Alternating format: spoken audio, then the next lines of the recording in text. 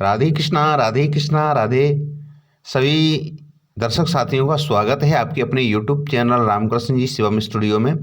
आज की जानकारी करने वाले हैं हम पौष पुत्रदा एकादशी के बारे में। तो जो इसकी व्रत कथा है उसके बारे में जानकारी देंगे और इसका जो शुभ मुहूर्त है, पारण का शुभ मुहूर्त है और इसकी विशेषता क्या है, इसका महत्व क्या है, पूजा विधि क्या है और इसकी व्रत कथा क्या है, ये संपूर्ण जानकारी आपको इस वीडियो में देने वाले हैं। तो स्वागत है सभी दर्शक साथियों का आपके अपने YouTube channel Ramakrishna Shivam studio में।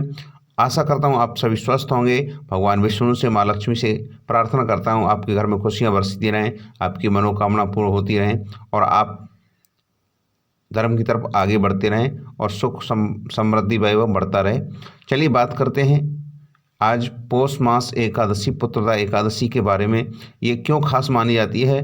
हिंदू धर्म में बहुत ही खास एकादशी है।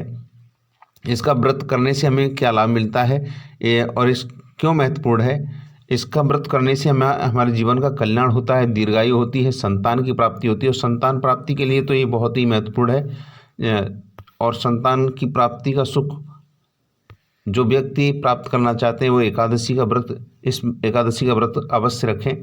और ये एकादशी साल में 2 बार आती है, यानी पौत्रदा एकादशी साल में 2 बार आती है। एक तो सावन के महीने के शुक्ल पक्ष में और दूसरे पौष मास के महीने में जो आने वाली है।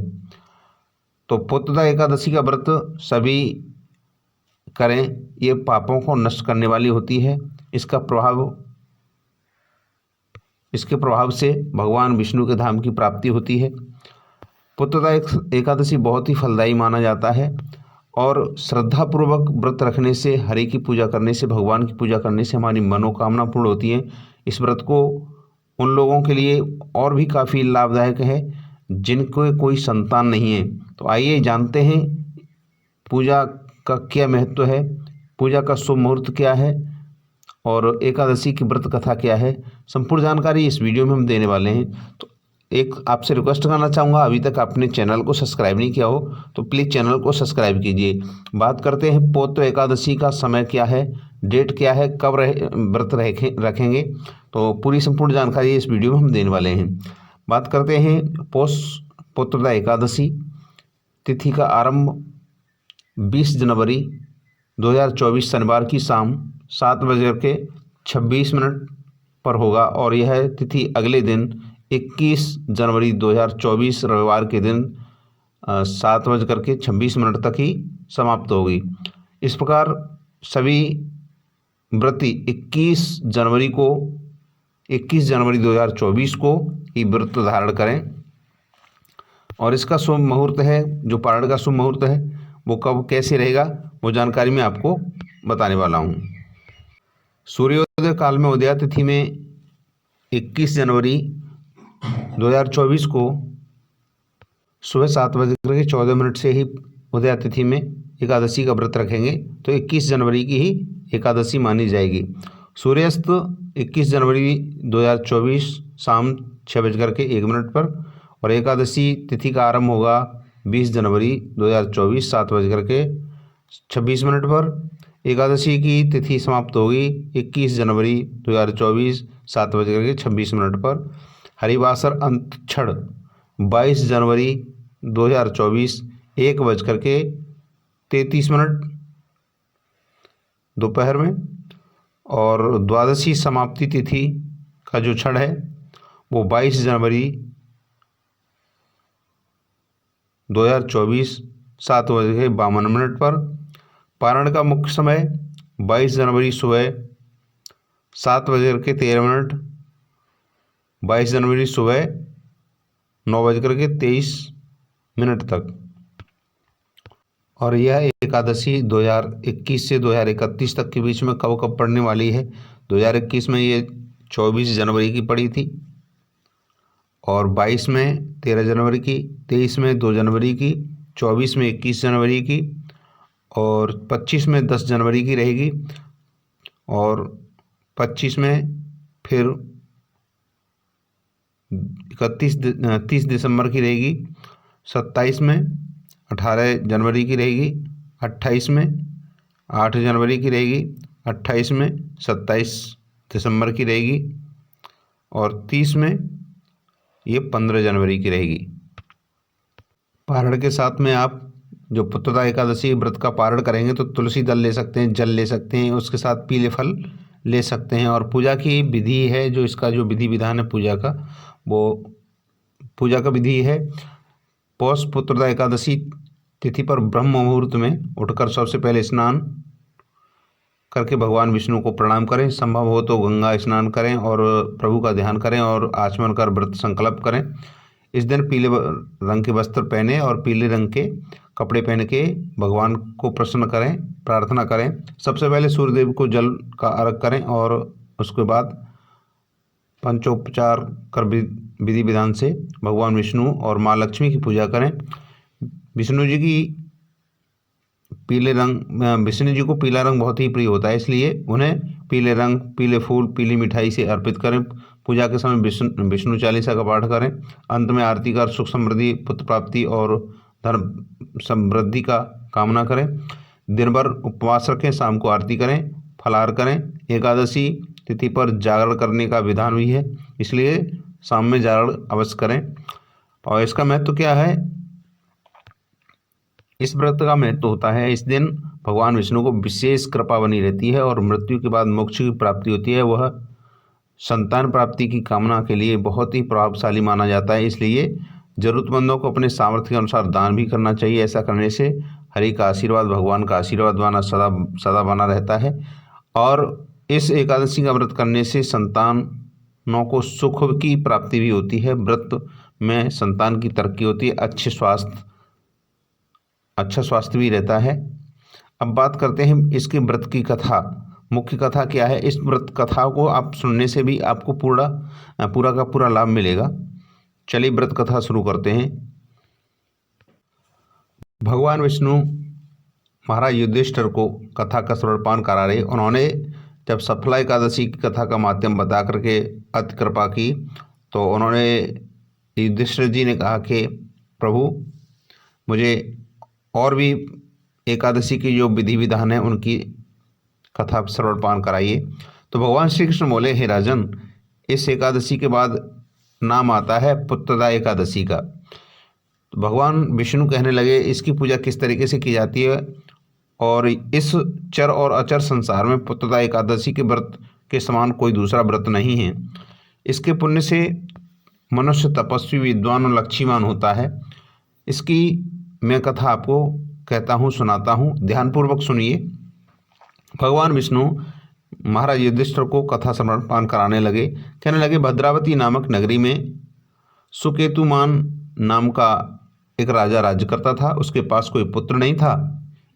उसकी स्त्री का नाम सेव्या था। वह निपुत्री होने के कारण सदैव चिंतित रहा करती थी।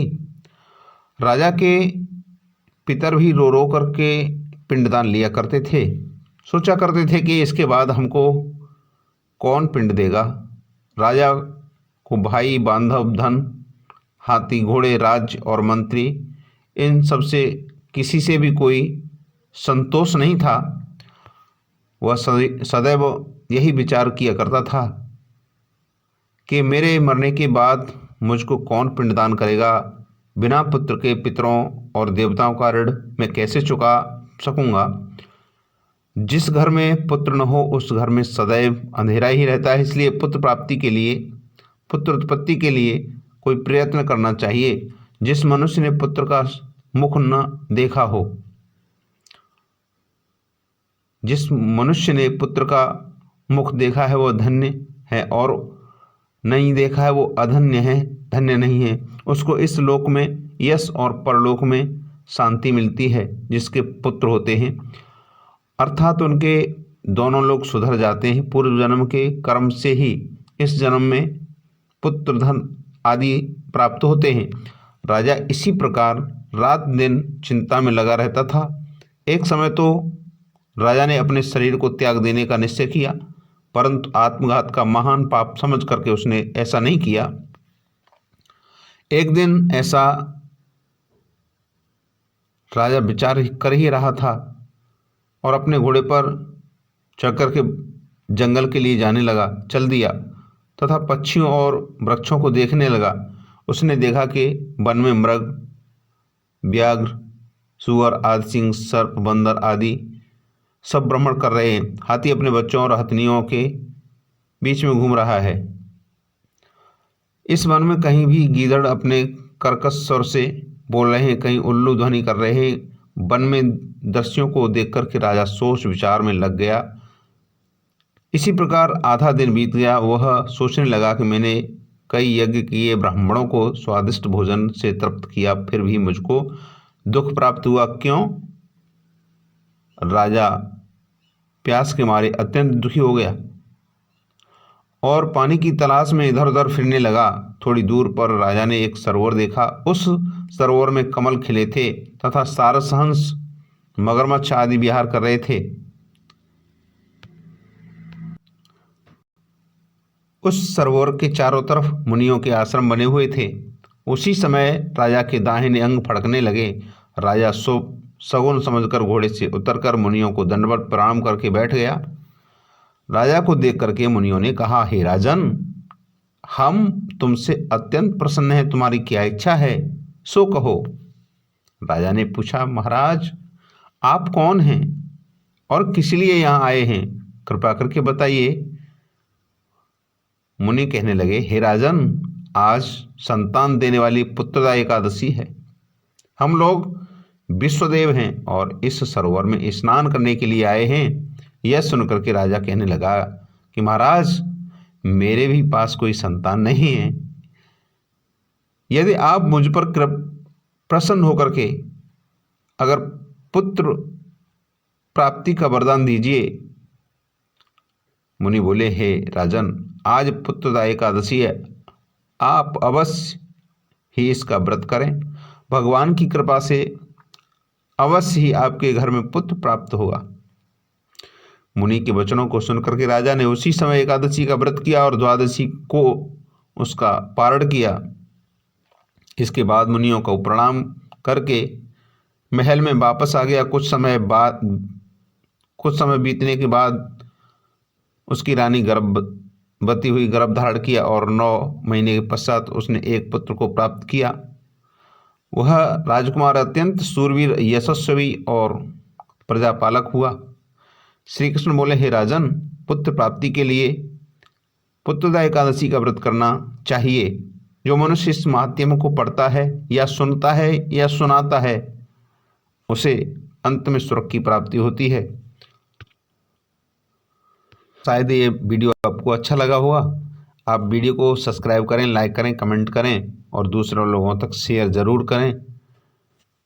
जय श्री राधे कृष्णा, जय श्री राधे कृष्णा। मिलते हैं नेक्स्ट वीडियो में, तब तक के लिए जय हिंद, जय भारत।